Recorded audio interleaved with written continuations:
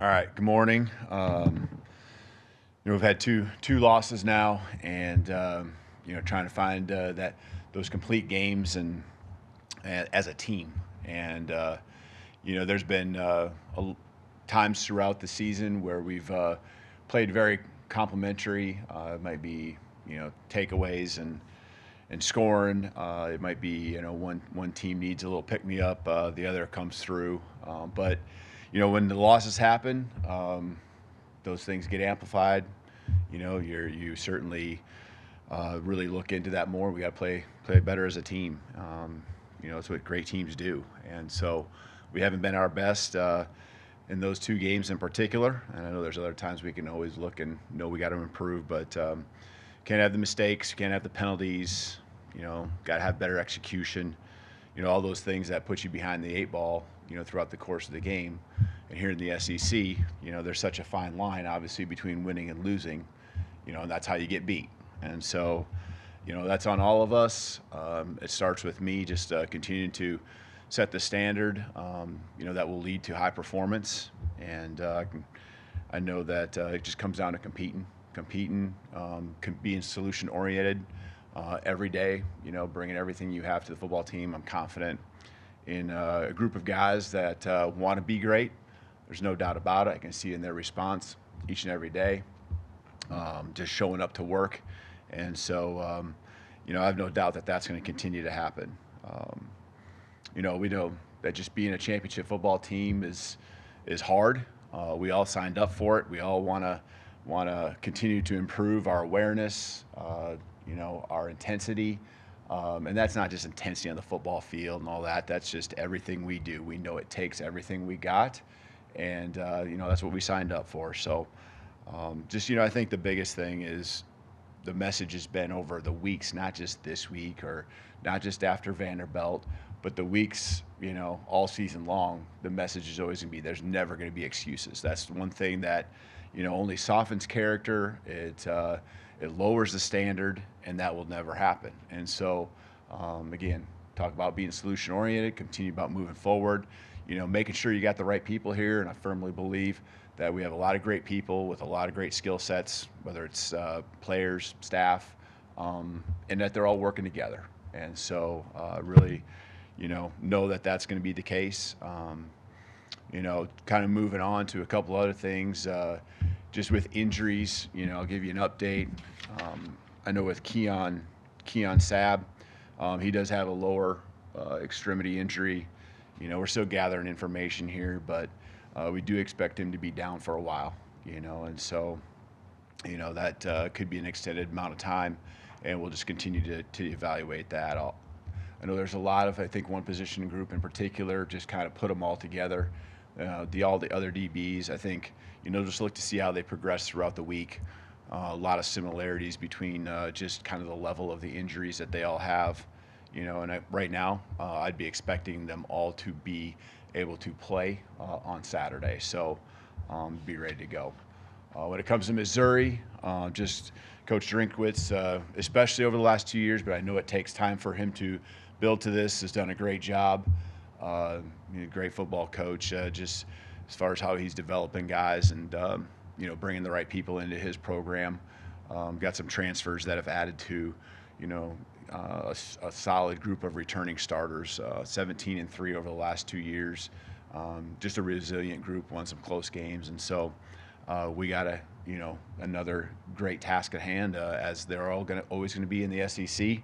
And, our guys are looking forward to the challenge. I know this week's going to be, one where we get back to work and want to bring a homecoming win back home for all our fans, all our alumni. Thank you, Coach. Let's start with Charlie Potter here on the right. Yeah, Coach, just with Jalen, is he dealing with anything from an injury standpoint, maybe banged up a little bit? And if not, what do you do to kind of build his confidence up after the last 2 weeks? Sure. Yeah, I think at this point in the year, I don't think there's many guys that play a lot of snaps who don't have something, and just working through it. But he's more than capable, and as he goes through the week, you're just ready to play on Saturday. So there's nothing that's going to be holding him back from going out there and being able to help us get a win. Confident of that. Stay on the right side, Kirk. Kirk, right there.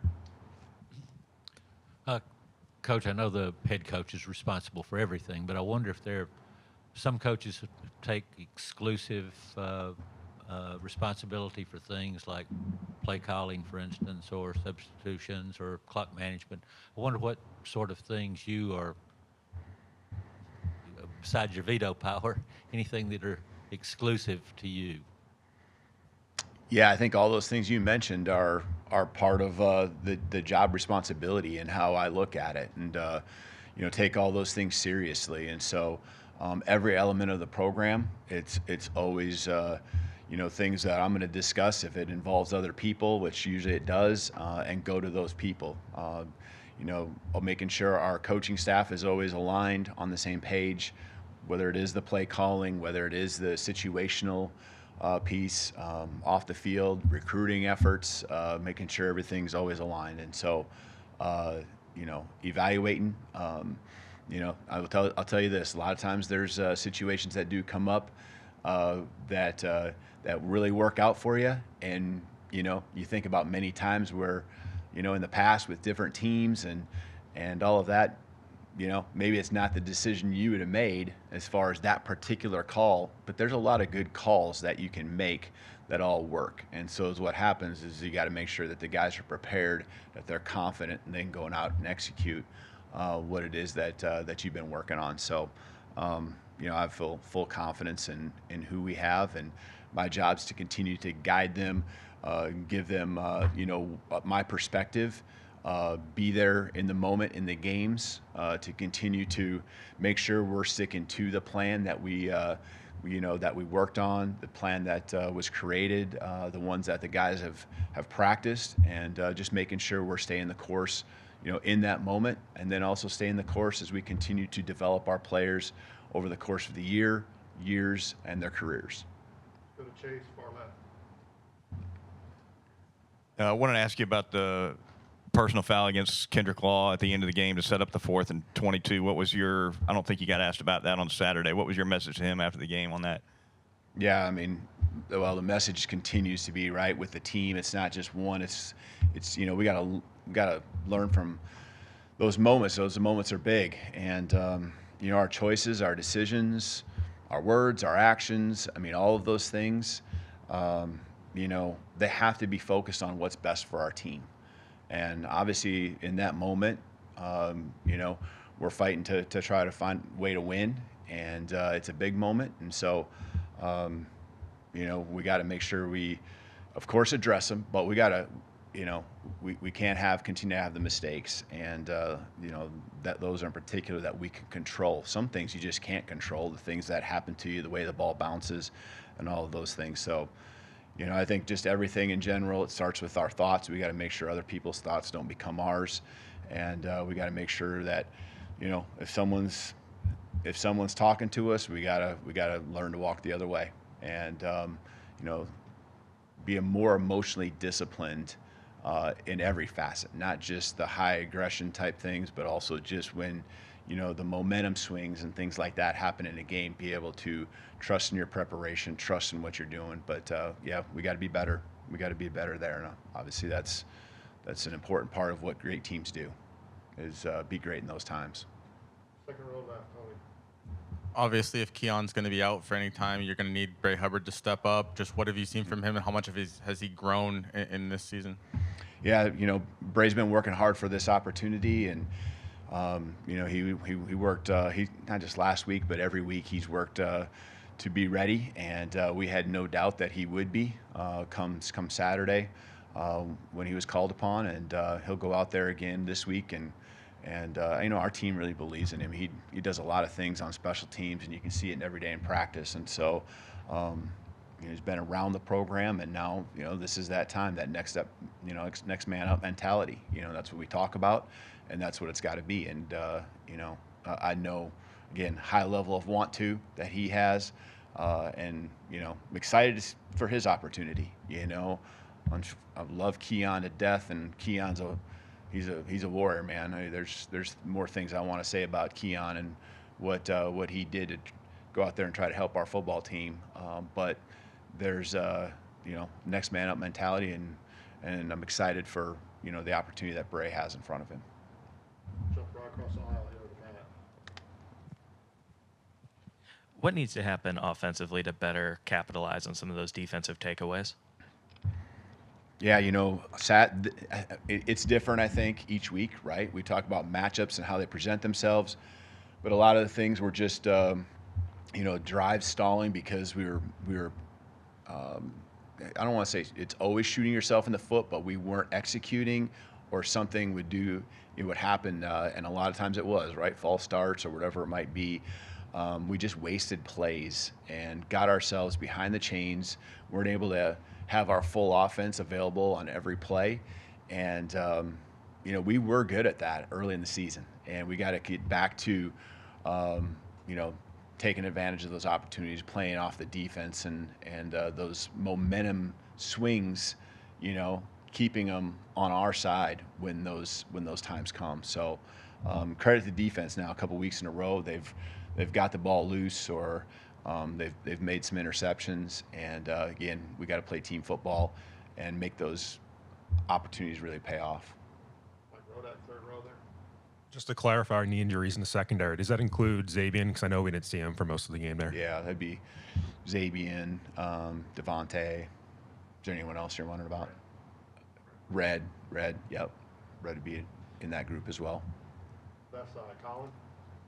Hey, Kalen. I'm curious. Do you feel like there's still a learning curve in terms of Jalen Milroe and the rest of the offense, in terms of learning your offensive scheme, adapting to what you expect out of them, or is it kind of? Yeah, I'm pleased with a lot of the things that he's done and the way he's really wanted to learn the offense, our system. I think there's always a management of a game that goes between coaching staff and your quarterback, because he's the ultimate guy on the field that runs the show. And I think when you ask, is there a learning curve, or I think there always is, and I think it continues. But obviously, we're halfway through the season, and we got to make sure we continue to do things he's comfortable with, which I think he's comfortable with. Everything we ask him, and there's also then situations you get into that are in front of you. How many times do you like to be in second longs, third and longs? Those are hard on any quarterback, no matter how good you are. And so I know in Jalen's case, I know how he takes it all on himself, but there's other things that we all can do to help support him and keep him from being in those tough spots, especially when you have a loud environment, and it's hard enough just to be able to communicate with your team, make those extra little checks or calls that need to be made. That energy is a lot. We need to come through and help him out a little bit more too. And just like you'd guess, he can continue to improve as well. Couple more questions. Start with Katie, second row there. It's obviously been a small sample size overall with his number of attempts here at Alabama, but in his career, Graham's 1 for 4 on kicks of 50 yards or more. And we've seen Connor handle the kickoffs this year. Has there been any consideration of Connor maybe doing longer kicks, or is Graham kind of the guy y'all are sticking with for all field goals? Yeah, I have a lot of confidence in Connor. I've really seen Connor in practice continue to really be more consistent than I remember in the spring. And, I think we were right on the edge of what Graham was capable of. I felt that. Did think about, just which way the kicks, even though there was just a small wind, looking for that little bit. I knew it would be close.